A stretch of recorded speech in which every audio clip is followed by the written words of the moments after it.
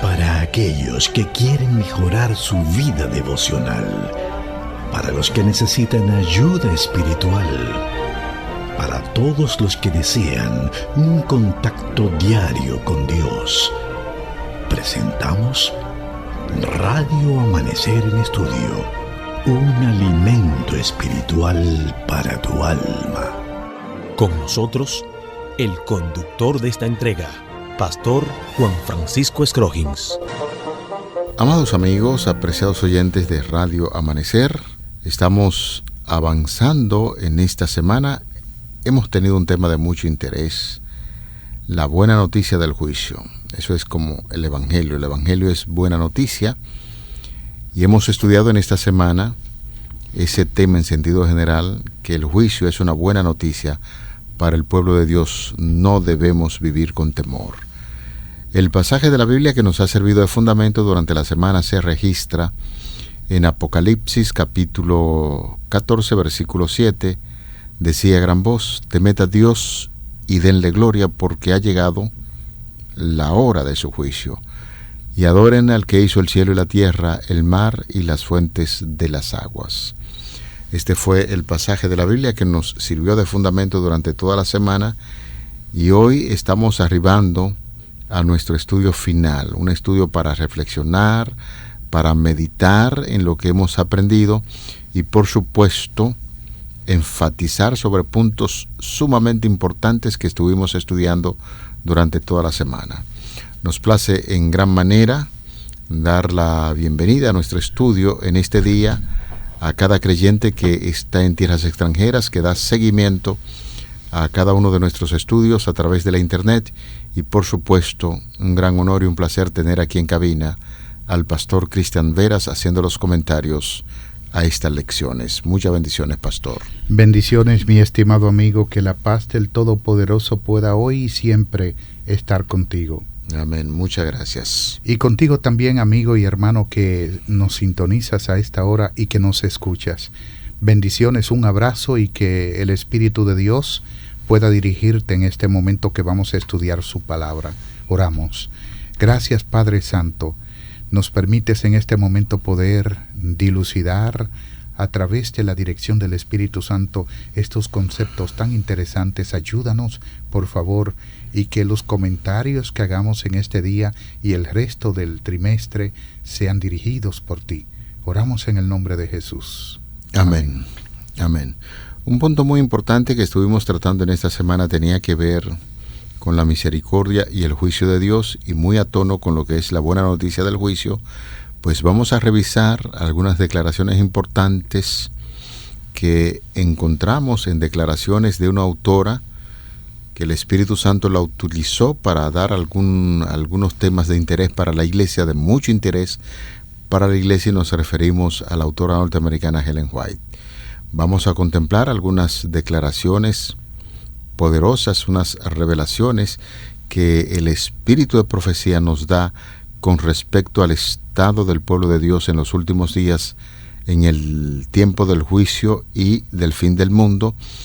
Y por eso estamos diciendo que hay que consultar a esa autora, inspirada por el poder del Espíritu Santo. Dio algunas declaraciones bien importantes para la orientación de su pueblo en estos últimos días. Pastor, cuando hablamos del Espíritu de profecía, ¿a qué nos estamos refiriendo? Es una pregunta que nos pone en contexto acerca del don profético que es dado por Dios en toda la Biblia.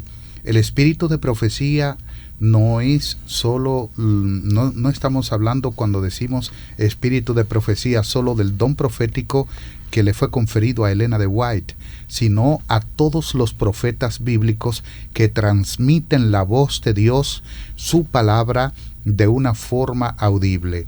Esa voz de Dios que es dada a los profetas se conoce como el don profético.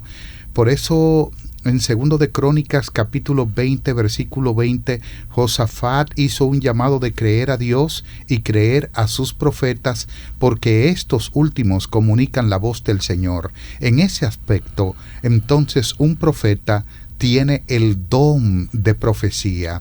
Cuando el faraón habló acerca de José y dijo: hemos de hallar a otro hombre como este en el cual habita el Espíritu de Dios. La traducción literal en hebreo de este texto es: hemos de hallar a otro hombre como este, el cual tiene el don de profecía. De manera que José, de igual manera, fue un profeta que predijo algunas situaciones para Egipto. Esta aclaración e introducción estamos haciendo porque cuando llegamos a la parte final de la lección de esta semana, pues se está utilizando el término que tiene que ver con el espíritu de profecía, y repetimos, se revela en la persona de Ellen White, inspirado por el Espíritu Santo. Pues vamos a ver unos párrafos que escribe en torno al tema que estamos tratando en esta semana sobre la misericordia y el juicio de Dios. En Testimonio para la Iglesia, tomo 5, páginas 447 y 448, pues vamos a ver esas declaraciones de mucho interés para ser comentadas y analizadas, porque toca básicamente lo que hemos tratado durante la semana. Comentando, pastor, como estás diciendo, acerca de las revelaciones que el espíritu de profecía da al pueblo de Dios, podemos decir que ella escribió en ese libro que usted acaba de mencionar, Testimonio para la Iglesia, el tomo 5, páginas 447 y 448. Dice: su única esperanza se cifra en la misericordia de Dios. Su única defensa será la oración. Como Josué intercedía delante del ángel, la iglesia remanente con oración quebrantado y fe ferviente suplicará perdón y liberación por medio de Jesús, su abogado.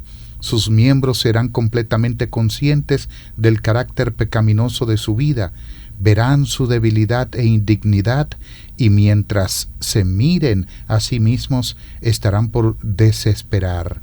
El tentador estará listo para acusarlos, como estaba listo para resistir a Josué. Señalará sus vestiduras sucias, su carácter deficiente, presentará su debilidad e insensatez, su pecado de ingratitud. Cuán poco semejantes a Cristo son, lo cual ha deshonrado a su Redentor. Hablando acerca de lo indigno que puede ser el ser humano por sí mismo, y cómo somos incapaces de cubrir nuestro propio pecado, nuestras faltas, o más bien de ser puros por nuestra propia justicia, o ser justificados por nosotros mismos. Ella está comentando en Testimonio para la Iglesia, la cita que acabamos de dar, este párrafo maravilloso. Pero nos está presentando que los hijos de Dios en el tiempo del fin tendrán una actitud completamente diferente a los impíos, porque ellos pondrán a Dios como su única esperanza, pondrán a Dios como su misericordia, como su única defensa, y el arma que estará usando el pueblo de Dios en esos días difíciles será la oración.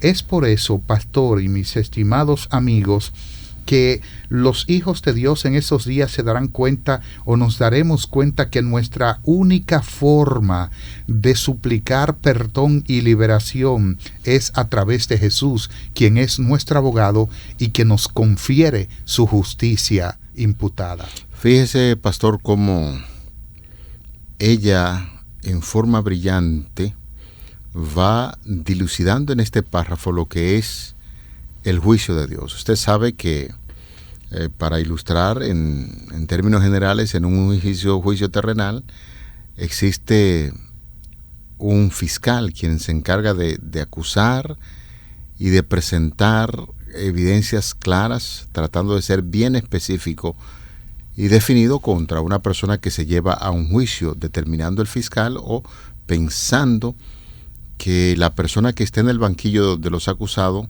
es culpable, busca todos los argumentos necesarios para que esa persona sea condenada. En una ilustración especial, cuando el enemigo, que es el diablo, se encarga de esa función de estar acusando a los escogidos de Dios, es de mucho interés lo que acaba de presentar este párrafo de Ellen White, donde nos dice que la única esperanza en medio de las acusaciones que tenemos en contra del enemigo, se cifra básicamente en la misericordia de Dios. Y usted decía algo muy importante. La única defensa que tenemos es la oración. La oración es como bien sabido por todos nosotros, es el acto de abrir el corazón a Dios, de conversar con Dios. E independientemente de que nosotros somos culpables, es cierto. Sin embargo, decíamos en esta semana que la gracia de Dios que se derrama a través de nuestro Señor Jesucristo y que en medio del juicio nos hace ver como que nunca hemos pecado, porque Jesús intercediendo por nosotros y el Señor a través de esa gracia ya nos mira como si no fuéramos pecadores. Y cuando esas acusaciones del mundo o sintamos que el mismo diablo nos hace sentir que somos débiles e indignos, pues el Señor nos está diciendo en este párrafo, a través de la autora citada, Ellen White, que la única esperanza que tenemos se cifra en esa misericordia de Dios y en ese poder maravilloso que desciende del cielo mediante la oración y que está al alcance de todos. Es cierto, pastor, de que nos está hablando de tantas cosas como la misericordia, nos habla también de la fe, nos habla de la dependencia de Dios, pero aquí está la justicia por la fe sola, la justificación por la fe. ¿Qué es la justificación por la fe? Justificar significa declarar justo, declarar inocente, perdonar. Una vez que nosotros llegamos a la iglesia, el primer paso hacia la santificación es el perdón. Dios nos perdona y ese es un momento, eso es único, ahí mismo nos perdonó y punto. No nos va perdonando poco a poco, de acuerdo a cómo vamos obrando, porque eso es justificación por las obras. Él nos perdona de un solo cantazo y punto. Nos declara justos. Génesis capítulo 15 lo dice claramente cuando Dios vino a Abraham y dice que él lo sacó fuera y le dijo, ¿ves las estrellas? Así será tu descendencia si las puedes contar. Cuando Dios ve que Abraham le cree en una situación poco creíble, entonces el Señor dice, y creyó Abraham a Dios y le fue contado por justicia. Esa es la declaración que hace Moisés. Ahora, es importante que en el libro de Josué, en el capítulo 3, encontramos un hecho fascinante. Dice que Zacarías, que de hecho es uno de los libros que más me gustan en todo el Antiguo Testamento, y dice, me mostró al sumo sacerdote Josué. No confundir con Josué, el servidor de Moisés, que más tarde fue el líder del pueblo. No es este. Este Josué fue en la primera deportación el primer grupo que llegó de Babilonia, de la deportación a la tierra prometida. Josué fue el sumo sacerdote y el gobernador se llamaba Zorobabel. Dice, me mostró al sumo sacerdote Josué, el cual estaba delante del ángel de Jehová. Delante. Eso indica juicio, indica un elemento de juicio, está delante, comparecer ante el juicio. Como dice Pablo, todos compareceremos ante el tribunal de Cristo. Y entonces Satanás estaba a su mano derecha para acusarle. Y dijo Jehová a Satanás, Jehová te reprenda, oh Satanás. Jehová que ha escogido a Jerusalén te reprenda. ¿No es este un tizón arrebatado del incendio? Y Josué estaba vestido con vestiduras sucias. Algunas traducciones dicen viles, porque algo vil es sucio, manchado, no es puro. Entonces Josué estaba con vestidura sucia. ¿Qué representa esa vestidura sucia, pastor? El pecado. Pecado. Claro, es así. Representa pecado. Pregunto, ¿nosotros estamos vestidos sucios o limpios? Naturalmente, la naturaleza del ser humano sin Cristo es sucio. Bueno. Todo nuestra vida es como trapo de inmundicia. Sin embargo, cuando la justicia de Cristo cubre la vida del ser humano, pues tenemos ese gran privilegio de vivir como que si nunca hubiésemos pecado. Así es. Y en esa metáfora que utiliza de vestiduras sucias, está diciendo que no está santificado. Exacto. Ni está justificado, ni santificado. Y dice, Josué estaba vestido de vestiduras sucias y estaba delante del ángel de Jehová. ¿Cómo es posible que nosotros nos presentemos con pecado delante de Dios? Ahí, ¿qué podemos ver? Misericordia. La misericordia de Dios. Es así. Porque si no hubiese sido por su misericordia, fuésemos consumidos. Claro. Tal como Josué, así nos presentamos nosotros ante Dios. Y el versículo 4 dice, y habló el ángel y mandó a los que estaban delante de él diciendo, quitadle esas vestiduras viles. ¿Qué representa esto, pastor? Bueno, eso, si alguien te quita la vestidura que está sucia, y que representa pecado, entonces, en este caso, la conclusión clara y evidente que nos ofrece esa declaración es que Jesucristo sencillamente nos justifica a través de su vida, sin pecado. Ese acto representa la justificación. Así es. Dios le quita la vestidura sucia. El único que puede quitar nuestros pecados es Dios. En Jesús no hay otro. No hay otro. Hechos 4:12 lo dice, en ningún otro hay salvación. El único puente que se abre entre el cielo, Dios, y los seres humanos, así es Jesucristo. Así es.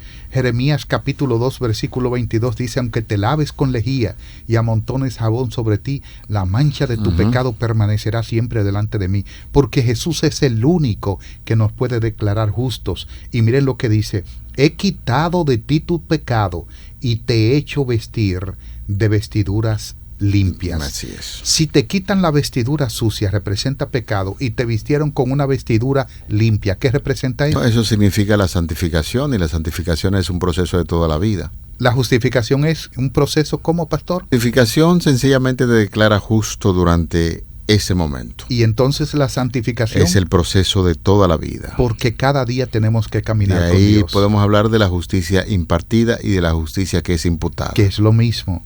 De manera que lo que nos está presentando el autor de la guía de estudio es que nosotros, de la única forma en el tiempo del fin que podemos alcanzar una vida pura, es a través de la justicia de Cristo. De Cristo Jesús. Fíjese, pastor, cómo la autora citada en los párrafos que hicimos mención, en el tomo 5 de Testimonio para la Iglesia, página 447 y la 448, todo un cuadro interesante que presenta la autora en el siguiente párrafo. Los hijos de Dios han sido muy deficientes en muchos aspectos. ¿Usted está de acuerdo con eso, verdad que sí? Por supuesto que sí. Entonces, fíjese cómo, tomando como punto de referencia, el accionar de Satanás es de la siguiente manera. Tiene un conocimiento exacto de los pecados que él los indujo a cometer y los presenta de la manera más exagerada. Declaró, nos desterrará Dios a mí, a mis ángeles, son expresiones del diablo, de su presencia, y sin embargo va a recompensar a aquellos que han sido culpables de los mismos pecados. Una pregunta. Tú no puedes hacer esto con justicia, le dice él, oh Señor. Tu trono no subsistirá en rectitud y juicio. La justicia exige que se pronuncie sentencia contra ellos. Y la otra parte de esa declaración es la que debe fascinarnos, nos interesa que usted pueda escucharlo. Pero, aunque los seguidores de Cristo han pecado, es cierto, somos pecadores, no se han entregado al dominio del mal. Han puesto a un lado sus pecados, han buscado al Señor con humildad y contrición, y el abogado divino intercede en su favor. El que ha sido el más ultrajado por su ingratitud, el que conoce sus pecados y que también su arrepentimiento declara, Jehová te reprenda, oh Satán, yo di mi vida por estas almas, están esculpidas en las palmas de mis manos. Alabado sea el nombre de Dios. El tema que estamos tratando. Ciertamente usted decía, nosotros somos pecadores, somos como trapos de inmundicia, no tenemos derecho al cielo por nuestra propia justicia. Sin embargo, cuando nuestro Señor Jesucristo nos perdona e intercede por nosotros, ahí se presenta, yo di mi vida por estas personas y todos ellos están esculpidos en las palmas de mis manos, dice el Señor Jesús. Alabado sea su nombre. Amén, amén. Nuestra vida debe ser diariamente impactada a través del hecho de la llegada de la hora del juicio de Dios. ¿Por qué? Porque el juicio para mí es una buena noticia. Eso es. Si yo soy un pecador como lo soy, y estoy condenado como lo estoy, y llegó la hora del juicio, en el juicio está Jesús que quiere ayudarme, entonces para mí el juicio no es un problema, es una buena noticia. Y la buena noticia es que Jesús venció a la muerte, al diablo, al pecado, y me concede la oportunidad de vivir esa misma vida que Él vivió. Por lo tanto, y por consiguiente, mis amados, para nosotros el juicio debe ser una buena noticia. Porque realmente, pastor y mis estimados amigos, la ley nos condena a muerte.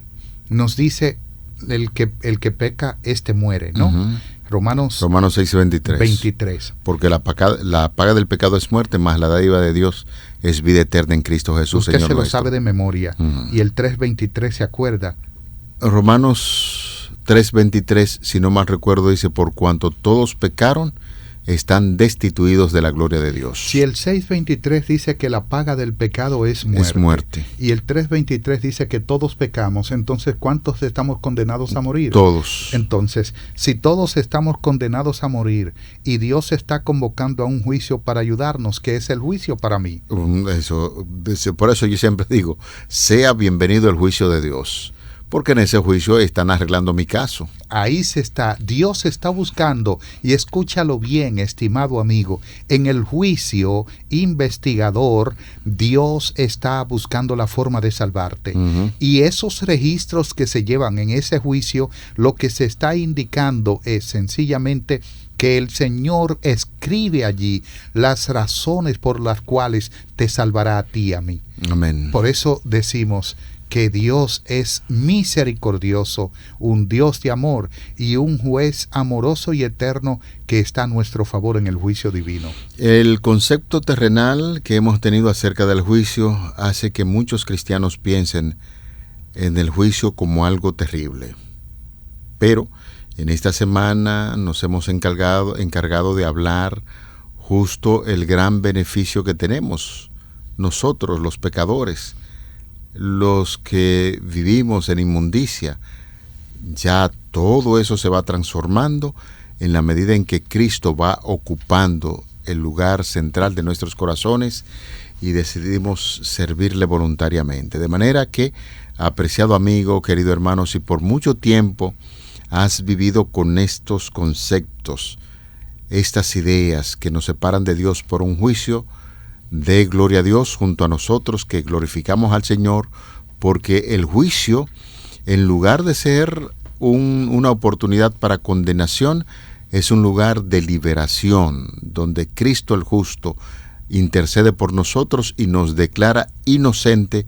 Por eso tú y yo siempre debemos vivir alabando y glorificando a Dios por la justificación que se hace a través de la intercesión de Jesús. Amén, amén. La importancia de la hora del juicio, que está en el mismo corazón del mensaje del primer ángel, anuncia que debemos temer a Dios, y no de miedo, sino un temor reverente, de adoración, de obediencia, de amor, de relación con Él. Eso es el temor, eso es lo que representa. Entonces, como la hora del juicio ha llegado, el ángel nos llama a adorarle. Temed a Dios y dadle gloria. El darle gloria a Dios es adorarlo, es también reverenciarlo.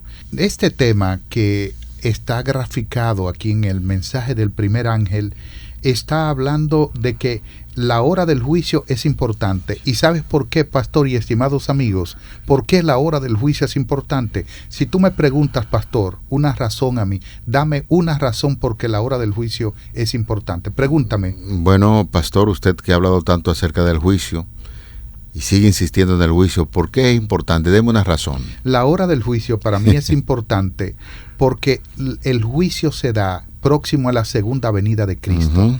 Y si la hora del juicio ha llegado, indica que Cristo ya viene.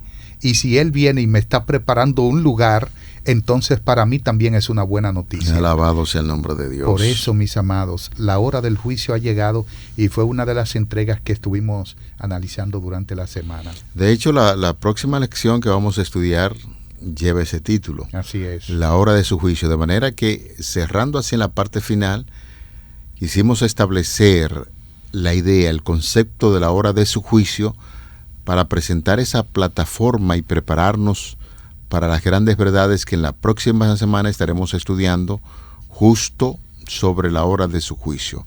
De manera que, pastor, esta semana fue de gran bendición.